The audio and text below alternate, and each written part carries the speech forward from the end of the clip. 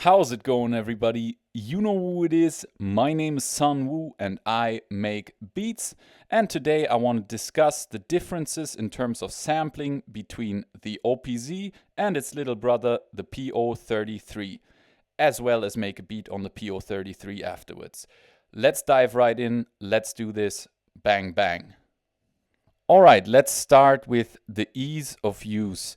The PO-33 is a very simple device. It can only sample and does so in a very simple fashion. It's basically what you see is what you get with this device. It does have a little display that gives you some useful information.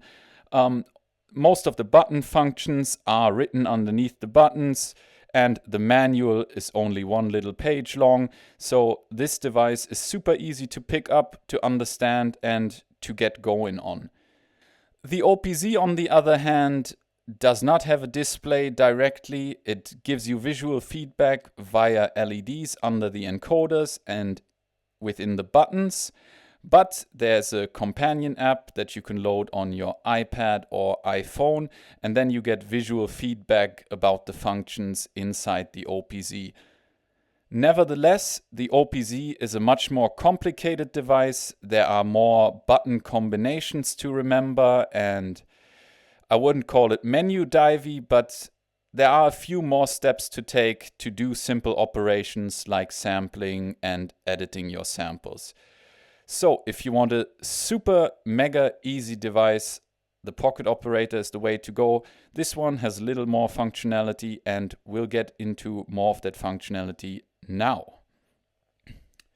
All right, let's talk sampling. The sampling on the PO-33 is idiot-proof. All you have to do is press record and then hold one of these 16 buttons, and it will record automatically as soon as it detects an audio signal coming in, which is very useful because with the limited sample time that these devices have available, you don't want to record any silence, you just want the sample that you actually want to record.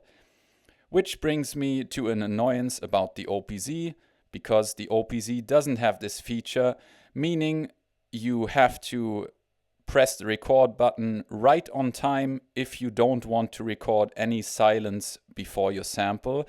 And the OPZ having a single sample limit of 12 seconds is very limited in its sample time. So recording 2 seconds of silence, makes you lose a lot of your sample time, and that's super annoying. And now, more specifically to the sample time, the Pocket Operator KO does have 40 seconds overall sample time, and that's it. But you can have, for example, one sample that is 40 seconds long if you wish, or you can have 4 samples that are 10 seconds each, or 10 samples that are 4 seconds each. You can divide it however you want. Whereas the OPZ has a system where each of the first 4 tracks can have a sample that is 12 seconds long and then divided into different slices, but each can only be up to 12 seconds long. Overall, of course, this would already be 48 seconds then. And these melodic slots can have samples of 6 seconds each. So overall, you get a longer sample time, but how it's divided, in my opinion, is more annoying than on the Pocket Operator, where you can choose how you want to separate those samples and how you want to space out your sampling time. So in those regards, I prefer the PO-33. Also, another thing that I prefer about the PO-33 is that you can swap out sounds in your drum kit. So down here, you have drum kit slots, as opposed to up here where you have melodic slots.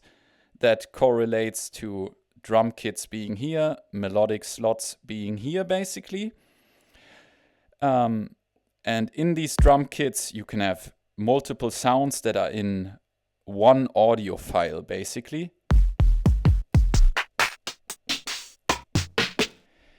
And on the Pocket Operator, you can choose a a single sound of these drum kits and transfer it to another drum kit, or record every single drum hit separately and then put them into a kit.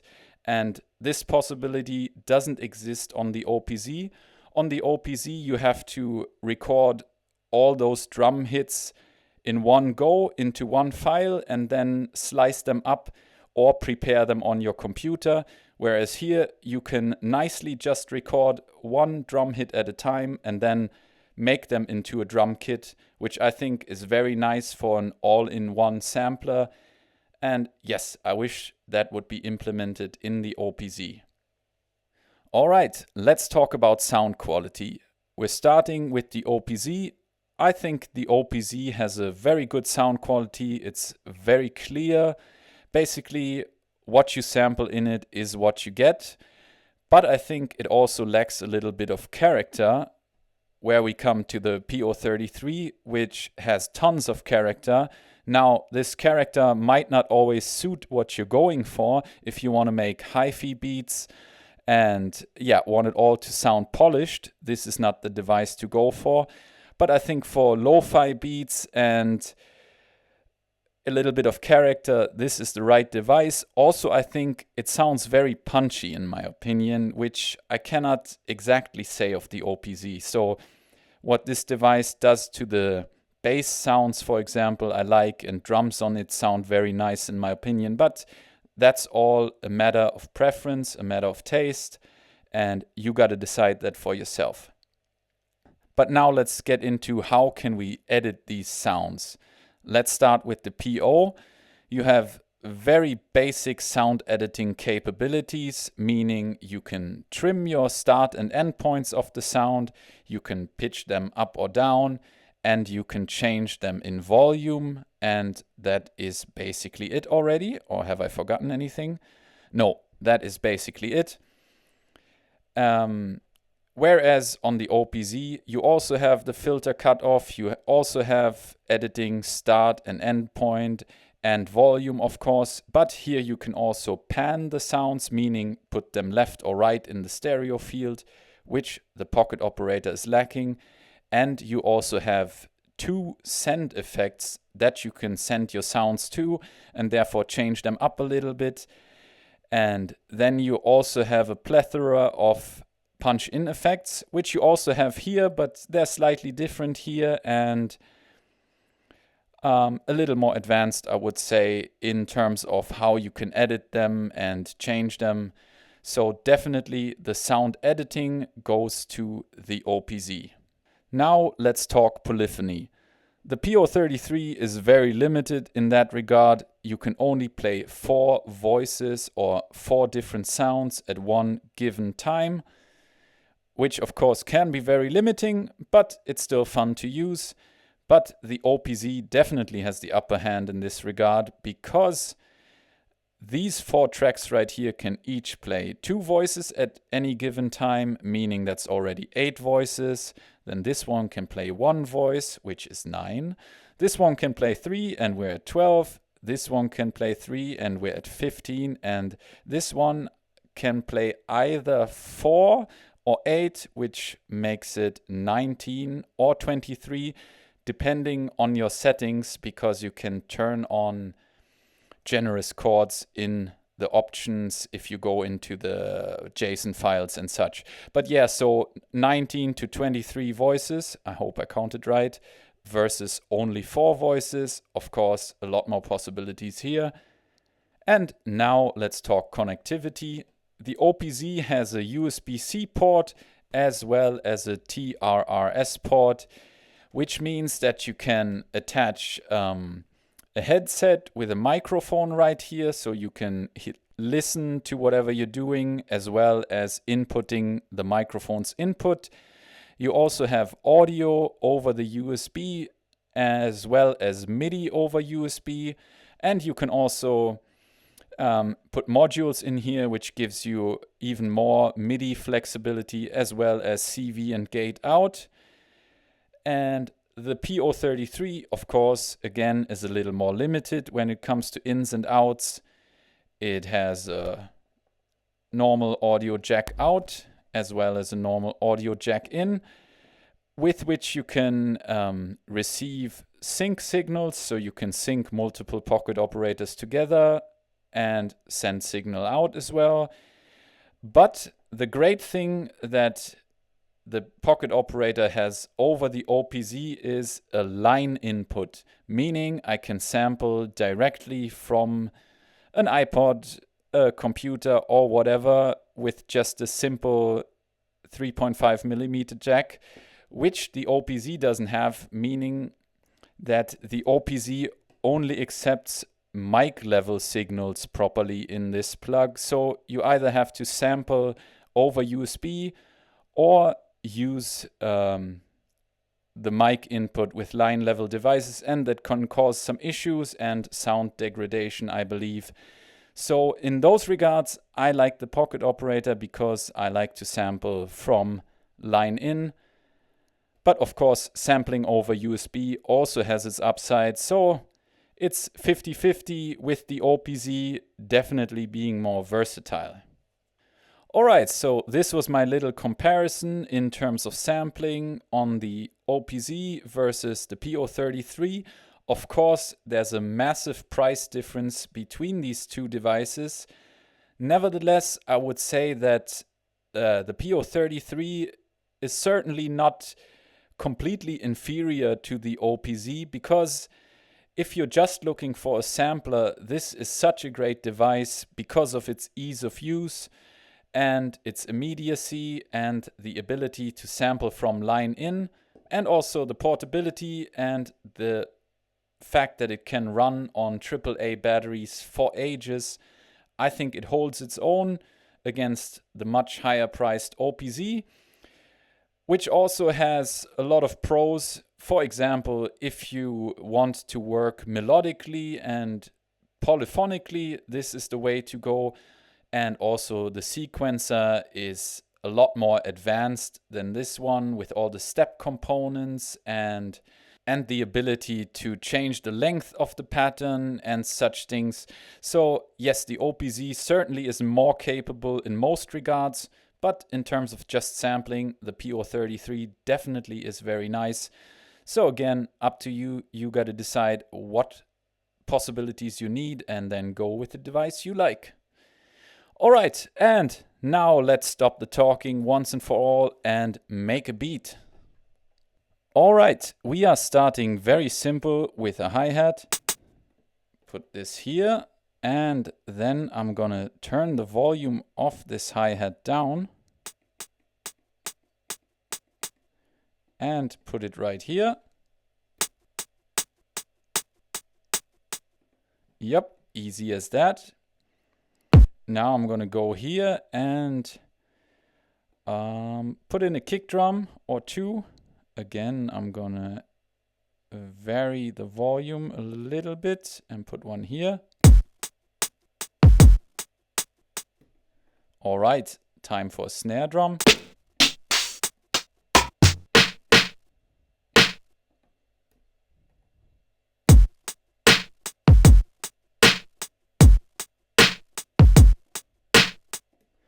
Yep, that's it for the drums already. Now let's get to bass line.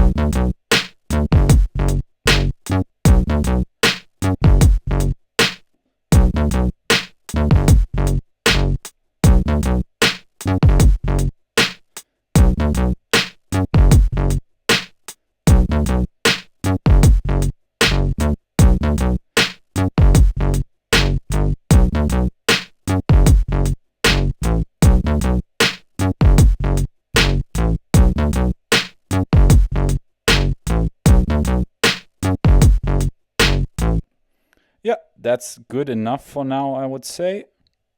And now let's add this little glass sound right here.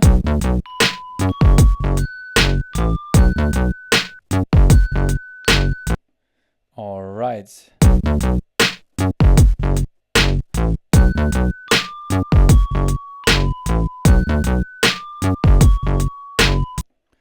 Let's copy this pattern over. I don't want to have this little glass ping sound every time or play every time. All right, let's chain these together.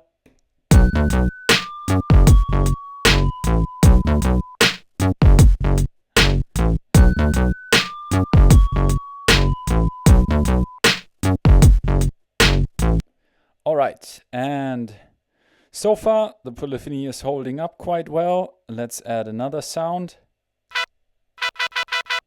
All right.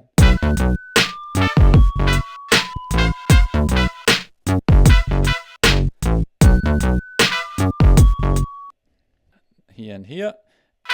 Now turn the volume down a little bit. All right.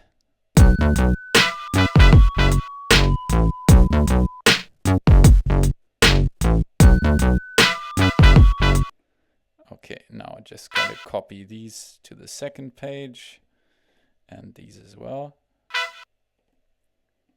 All right.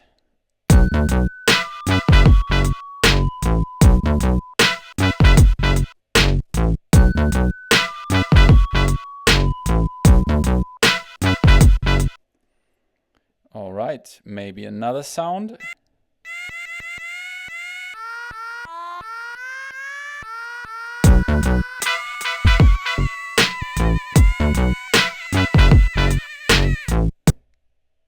Oh, and I messed it up. And maybe my beat is gone now. Let's see. Ah, it's still there. Yep.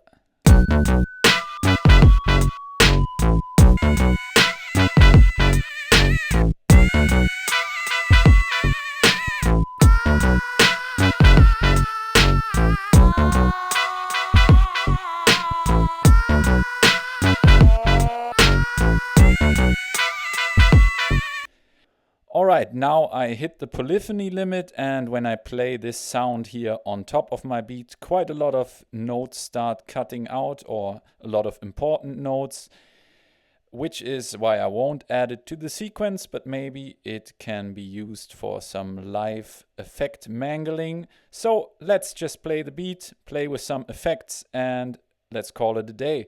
I hope you enjoyed the video. Hope to see you next time. Leave a like, comment down below, subscribe to the channel, and you know all that stuff already. So let's play with this beat.